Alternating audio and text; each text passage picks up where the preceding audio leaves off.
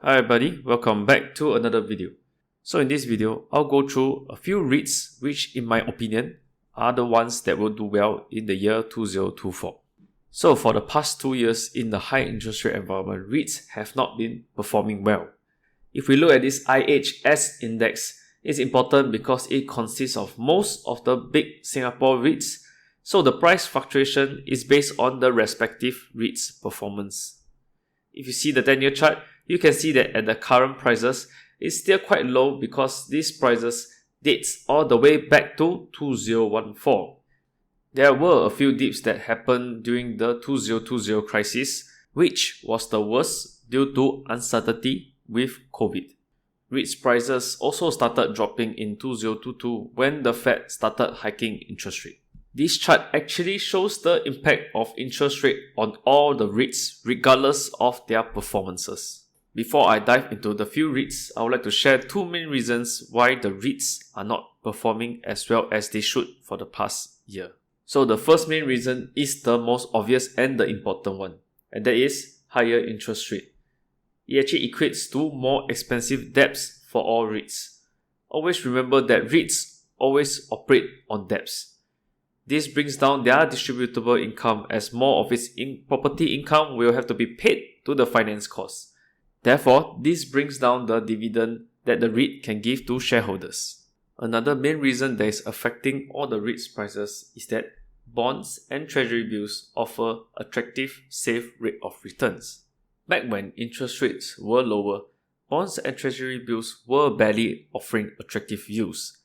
But now, because of the high interest rate, safe bonds such as Singapore saving bonds are still offering returns of at least 2.81%. Now, why are government bonds and treasury bills considered safe is because it's 100% guaranteed that you would get back the money. So, taking this example, if you're applying for this bond and you get it, it's essentially almost guaranteed that you will earn 2.81% over the next 10 years. This causes a lot of institutional funds and safe investors to pull money out from their REITs and to invest into bonds and treasury bills.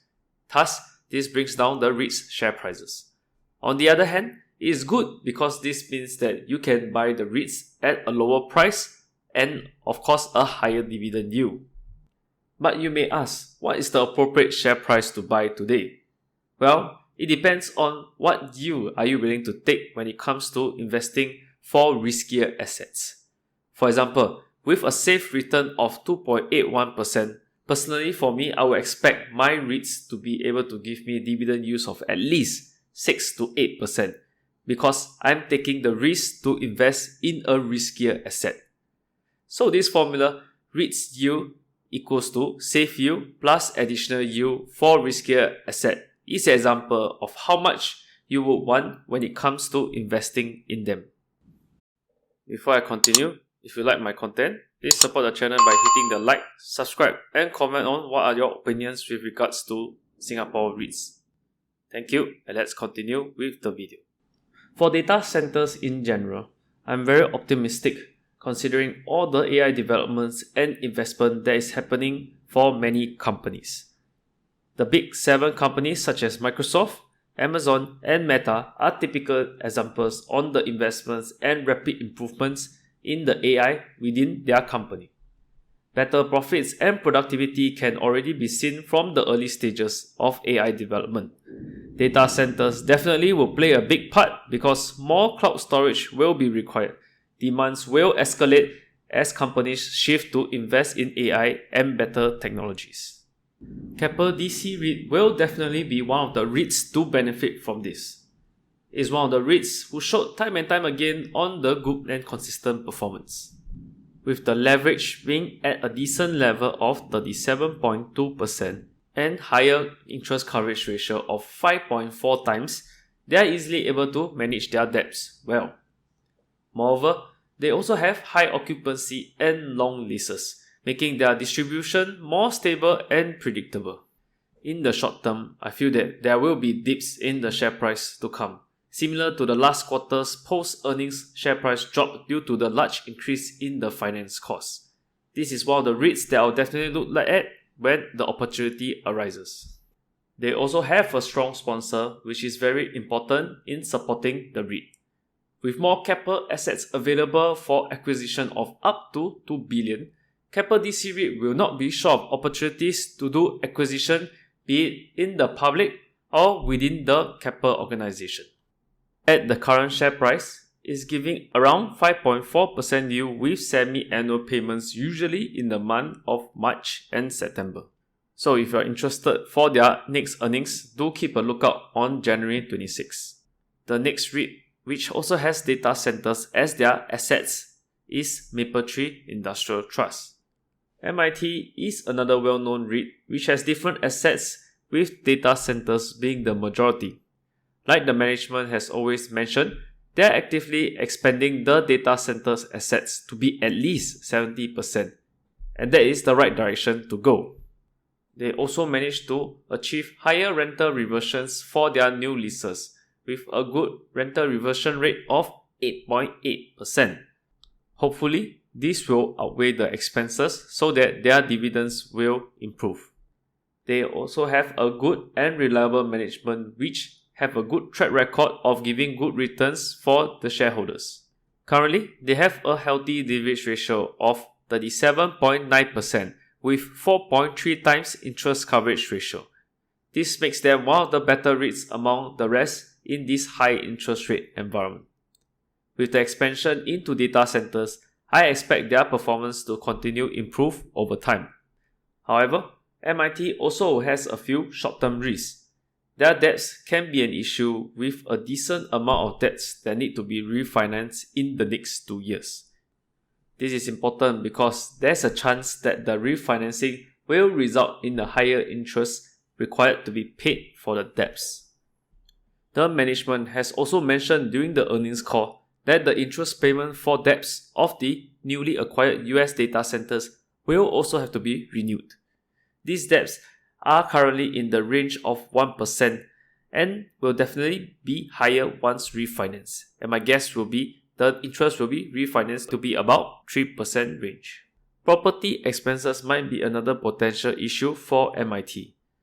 In the recent results, there was a rise of 14.5% quarter over quarter due to different reasons, such as higher utility tariffs, newer assets expenses, and higher costs in US properties.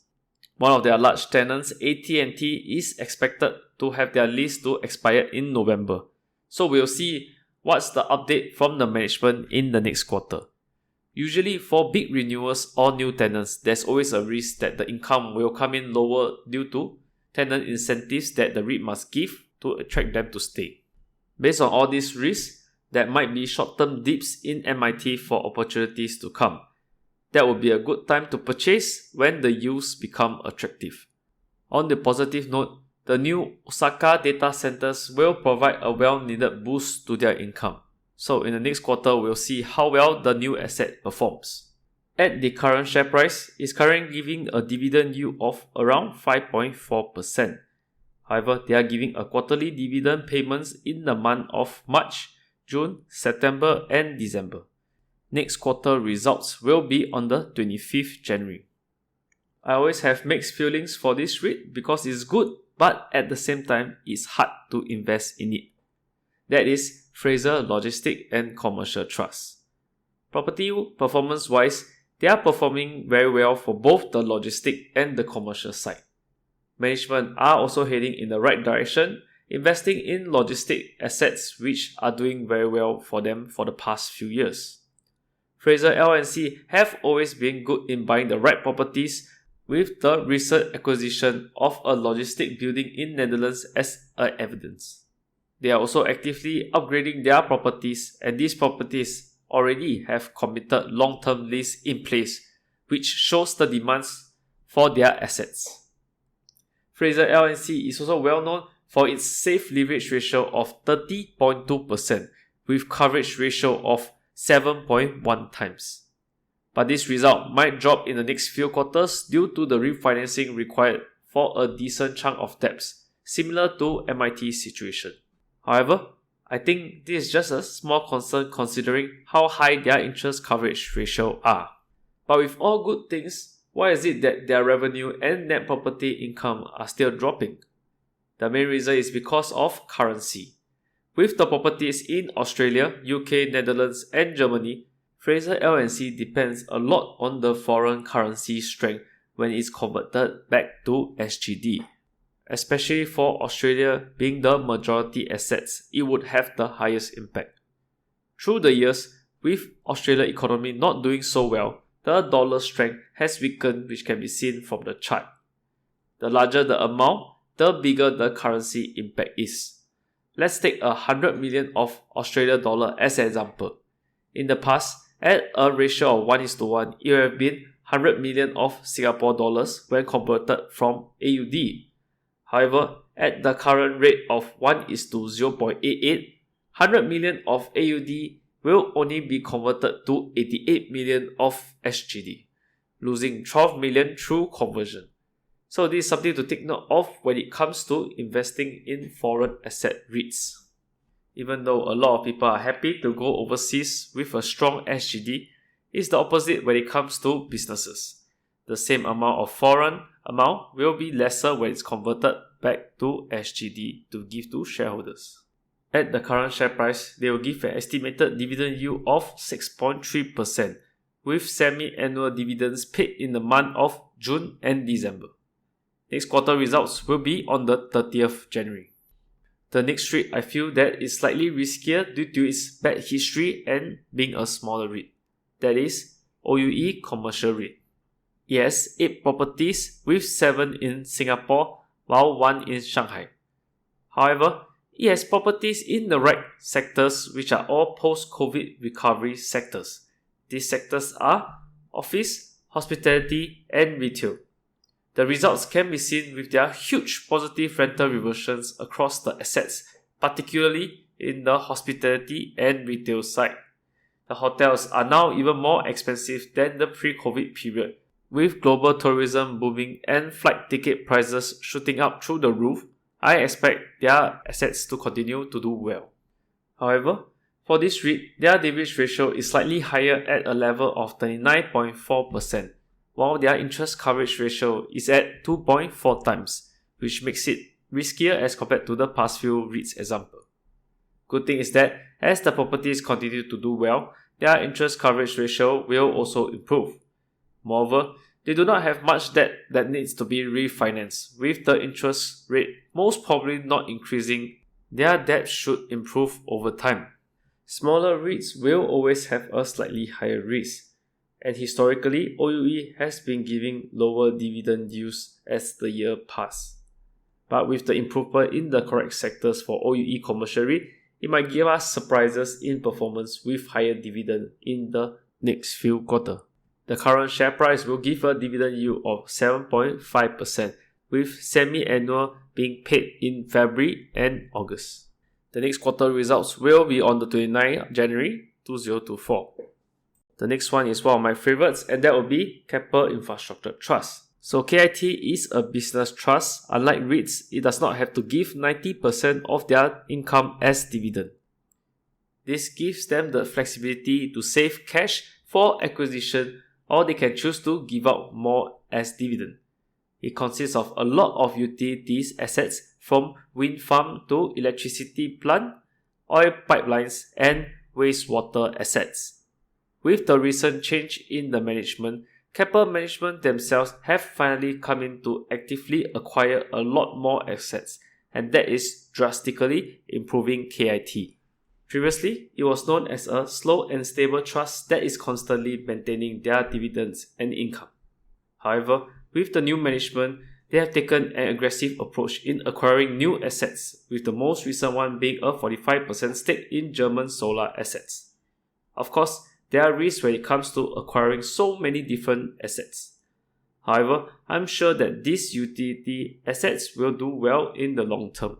The last quarter was fantastic when they announced a special dividend of 2.33 cents on top of the usual 0.97 cents due to their successful refinancing of their debt. This is very surprising considering the high interest rate environment, but they manage it well and are rewarding shareholders for it. This distribution alone pumps up their distribution by 82.5% year over year. Of course, this is just a one-time special distribution, so do not expect it to continue in the near future. Leverage ratio is at a healthy level of 36.8% with minimal debts required to be refinanced during the next few years. This is good considering the high interest rate environment now. Like I mentioned regarding their special dividend, the successful refinancing activity for the EXOM debts seems to be very good as there were strong demands for it. This might have greatly helped in their debt payments. With the right management and the aggressive approach, I think that KIT will be one of the business trusts to take note of. At the current share price, the dividend will be 7.72%, with semi-annual dividends being paid in February and August. So it will be exciting to see their next earnings on the 31st January. So I hope you like this video where I share general knowledge and specific REITs as well. As this video takes a lot of effort and time to make, I hope that you can support by hitting the like, subscribe, and comment on what are your opinions with regards to REITs. If you have enjoyed this video, you can also watch my other videos where I dive deep into the individual REITs here. Thank you, and I'll see you in the next video.